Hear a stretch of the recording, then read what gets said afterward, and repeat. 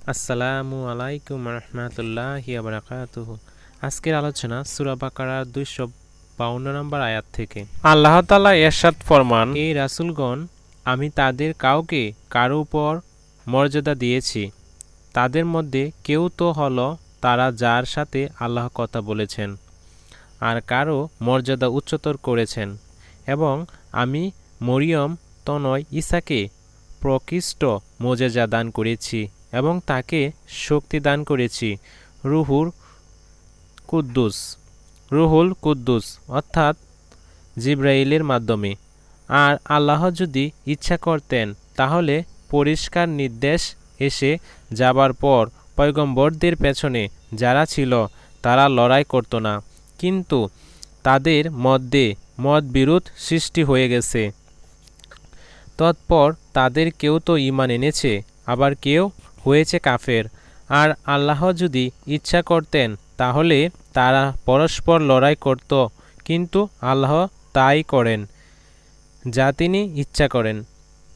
হে ঈমানদারগণ, আমি তোমাদেরকে যে রুজি দিয়েছি সেই দিন আসার পূর্বেই তোমরা তা থেকে ব্যয় করো, যাতে না আছে বেচাকেনা, না আছে সুপারিশ কিংবা বন্ধুত্ব। আর কাফেররাই হলো প্রকৃত জালেম। আল্লাহ ছাড়া অন্য কোনো উপাস্য নেই। তিনি জীবিত, সব কিছুর ধারক। তাকে তন্দাও স্পর্শ করতে পারে না এবং নিদ্রাও নয়। আসমান ও জমিনে যা কিছু রয়েছে সবই তার। কে আছে এমন যে সুপারিশ করবে তার কাছে তার অনুমতি ছাড়া? দৃষ্টির সামনে কিংবা পেছনে যা কিছু রয়েছে সে সবই তিনি জানেন। তার জ্ঞান সীমা থেকে তারা কোনো কিছুকেই পরিবেষ্টিত করতে পারে না, কিন্তু যতটুকু তিনি ইচ্ছা করেন তার সিংহাসন সমস্ত আসমান ও জমিনকে পরিবেষ্টিত করে আছে, আর সেগুলোকে ধারণ করা তার পক্ষে কঠিন নয়। তিনি সর্বোচ্চ এবং সর্বাপেক্ষা মহান। দিনের ব্যাপারে কোনো জবরদস্তি বা বাধ্যবাধকতা নেই। নিঃসন্দেহে হেদায়াত গুমরাহি থেকে পৃথক হয়ে গেছে। এখন যারা গুমরাহিকারী তাগুতদেরকে মানবে না এবং আল্লাহকে বিশ্বাস স্থাপন করবে, যে ধারণ করে নিয়েছে সুদৃঢ় হাতল, যা ভাববার নয়। আর আল্লাহর সবই শুনেন এবং জানেন। যারা ঈমান এনেছে আল্লাহ তাদের অভিভাবক, তাদেরকে তিনি বের করে আনেন অন্ধকার থেকে আলোর দিকে। আর যারা কুফরি করে তাদের অভিভাবক হচ্ছে তাগুত, তারা তাদেরকে আলো থেকে বের করে অন্ধকারের দিকে নিয়ে যায়। এরাই হলো দুজকের অধিবাসী, চিরকাল তারা সেখানেই থাকবে।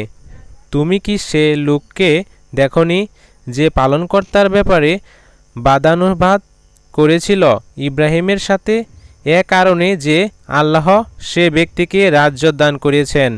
ইব্রাহিম যখন বললেন, আমার পালনকর্তা হলেন তিনি যিনি জীবন দান করেন এবং মৃত্যু ঘটান, সে বলল, আমি জীবন দান করি এবং মৃত্যু ঘটিয়ে থাকি।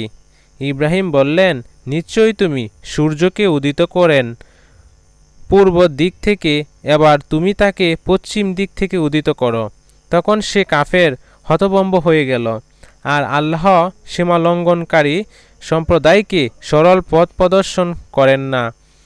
তুমি কি সে লোককে দেখনি যে এমন এক জনপদ দিয়ে যাচ্ছিল যার বাড়িঘরগুলো ভেঙে ছাদের উপর পড়েছিল? বলল, কেমন করে আল্লাহ মরণের পর একে জীবিত করবেন? তৎপর আল্লাহ তাকে মৃত অবস্থায় রাখলেন 100 বছর। তারপর তাকে উঠালেন, বললেন, কতকাল এভাবে ছিলে? বলল, আমি ছিলাম একদিন বা একদিনের কিছু সময় কম। বললেন, তা নয়, বরং তুমি তো 100 বছর ছিলে। এবার চেয়ে দেখো নিজের খাবার ও পানীয়ের দিকে, সেগুলো পচে যায়নি। এবং দেখো গাধাটির দিকে। আর আমি তোমাকে মানুষের জন্য দৃষ্টান্ত বানাতে চেয়েছি। আর হাড়গুলোর দিকে চেয়ে দেখো যে আমি এগুলোকে কেমন করে জুড়ে দেই। এবং সেগুলোর উপর মাংসের আবরণ পরিয়ে দেই। তৎপর যখন তার উপর এ অবস্থা প্রকাশিত হল, তখন বলে উঠল, আমি জানি নিঃসন্দেহে আল্লাহ সর্ববিষয়ে ক্ষমতাশীল। আর স্মরণ করো যখন ইব্রাহিম বলল, হে আমার পালনকর্তা, আমাকে দেখাও কেমন করে তুমি মৃতকে জীবিত করবে। বললেন, তুমি কি বিশ্বাস করো না? বলল, অবশ্যই বিশ্বাস করি, কিন্তু দেখতে এজন্য চাইছি যাতে অন্তরে প্রশান্তি লাভ করতে পারি। বললেন, তাহলে 4টি পাখি ধরে নাও, পরে সেগুলোকে নিজের পুষ মানিয়ে নাও। তৎপর সেগুলোর দেহের এক একটি অংশ বিভিন্ন পাহাড়ের উপর রেখে দাও। তৎপর সেগুলোকে ডাকো, তোমার নিকট দৌড়ে চলে আসবে। আর জেনে রেখো, নিশ্চয়ই আল্লাহ পরাক্রমশালী, অতি জ্ঞান সম্পন্ন। আর যারা আল্লাহর রাস্তায় স্বীয় ধন সম্পদ ব্যয় করে, তাদের উদাহরণ একটি বীজের মতো, যা থেকে 7টি শীষ জন্মায়। প্রত্যেকটি শীষে 100 করে দানা থাকে। আল্লাহ অতি দানশীল, সর্বজ্ঞ। যারা স্বীয় ধন সম্পদ আল্লাহর রাস্তায় ব্যয় করে, এরপর ব্যয় করার পর সে অনুগ্রহের কথা প্রকাশ করে না এবং কষ্টও দেয় না, তাদেরই এর জন্য তাদের পালনকর্তার কাছে রয়েছে পুরস্কার এবং তাদের কোনো আশঙ্কা নেই, তারা চিন্তিতও হবে না। নম্র কথা বলে দেয়া এবং ক্ষমা প্রদর্শন করা ওই দান খয়রাত অপেক্ষা উত্তম, আর যার পরে কষ্ট দেওয়া হয়। আল্লাহ তাআলা সম্পদশালী, সহিষ্ণু। হে ঈমানদারগণ, তোমরা অনুগ্রহের কথা প্রকাশ করে এবং কষ্ট দিয়ে নিজেদের দান খয়রাত বরবাদ করো না। সে ব্যক্তির মতো যে নিজের ধন সম্পদ লোক দেখানোর উদ্দেশ্যে ব্যয় করে এবং আল্লাহ ও পরকালের প্রতি বিশ্বাস রাখে না। অতএব এ ব্যক্তির দৃষ্টান্ত একটি মসৃণ পাথরের মতো, যার উপর কিছু মাটি পড়েছিল। তৎপর এর উপর প্রবল বৃষ্টি বর্ষিত হল, অনন্তর তাকে সম্পূর্ণ পরিষ্কার করে দিল। তারা ওই বস্তুর কোনো সোয়াব পায় না যা তারা উপার্জন করেছে। আল্লাহ কাফের সম্প্রদায়কে পথ প্রদর্শন করেন না। যারা আল্লাহর রাস্তায় সক্রিয় ধন সম্পদ ব্যয় করে আল্লাহ সন্তুষ্টি অর্জনের লক্ষ্যে এবং নিজের মনকে সুদৃঢ় করার জন্য, তাদের উদাহরণ টিলায় অবস্থিত বাগানের মতো, যাতে প্রবল বৃষ্টিপাত হয়, তৎপর দ্বিগুণ ফসল দান করে। যদি এমন প্রবল বৃষ্টিপাত নাও হয়, তবে হালকা বর্ষণই যথেষ্ট। আল্লাহ তাদের কাজকর্ম যথার্থই প্রত্যক্ষ করেন। তোমাদের কেউ পছন্দ করে যে তার একটি খেজুর ও আঙুরের বাগান হবে, এর তলদেশ দিয়ে নহর প্রভাবিত হবে, আর এতে সর্বপ্রকার ফল ফসল থাকবে এবং সে বার্ধক্য পৌঁছবে, তার দুর্বল সন্তান সন্ততি থাকবে। এমত অবস্থায় এ বাগানের একটি ঘূর্ণিবায়ু আসবে যাতে আগুন রয়েছে, অনন্তর বাগানটি বিমর্ষবোধ হয়ে যাবে। এমনইভাবে আল্লাহ তাআলা তোমাদের জন্য নিদর্শনসমূহ বর্ণনা করেন, যাতে তোমরা চিন্তা ভাবনা করো।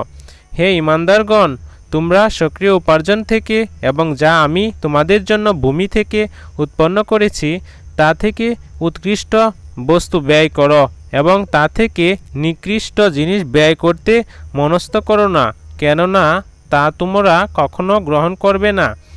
তবে যদি তোমরা চোখ বন্ধ করে নিয়ে নাও, জেনে রেখো আল্লাহর অভাবমুক্ত প্রশংসিত।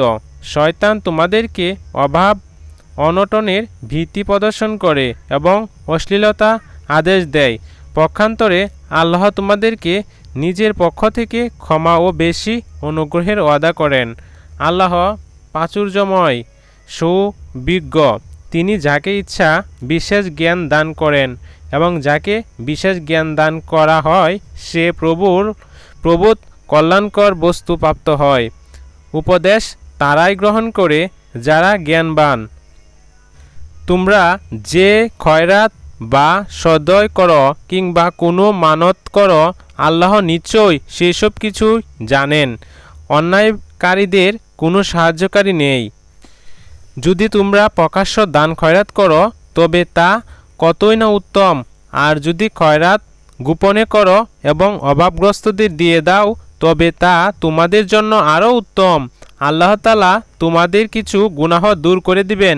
আল্লাহ তোমাদের কাজকর্মের খুব খবর রাখেন। তাদেরকে সৎ পথে আনার দায় তোমার নয়, বরং আল্লাহ যাকে ইচ্ছা সৎ পথে পরিচালিত করেন। যে মাল তোমরা ব্যয় করো তা নিজের উপকারার্থেই করো, আর আল্লাহর সন্তুষ্টি ছাড়া অন্য কোনো উদ্দেশ্য ব্যয় করো না। তোমরা যে অর্থ ব্যয় করবে তার পুরস্কার পুরোপুরি পেয়ে যাবে এবং তোমাদের প্রতি অন্যায় করা হবে না।